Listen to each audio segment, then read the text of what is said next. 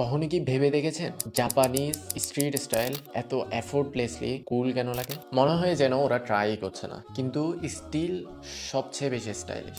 এর main secret হলো ancient Japanese philosophy, যার নাম ওয়াবিসাবি।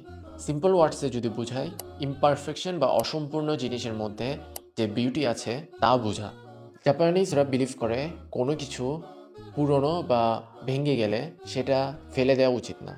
যেমন ধরেন কিনসুগি আর্ট, এখানে ভাঙ্গা সিরামিক্স ফেলে না দিয়ে গোল্ড বা সোনালি রং দিয়ে জোড়া দেওয়া হয়, যাতে ফাটলগুলো লুকানোর বদলে হাইলাইট হয়। ক্র্যাকটাই এখানে আর্ট।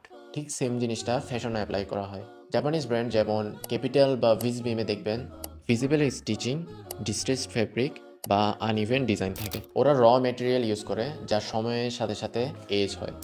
সো স্টাইল মানে অলওয়েজ চকচকে নতুন কিছু পরা না। আপনি কি ছেঁড়া বা পুরনো জামা রিপেয়ার করে পরছেন? ওয়েল, আমিও পরি। কমেন্টে জানান আপনি পরেন কিনা।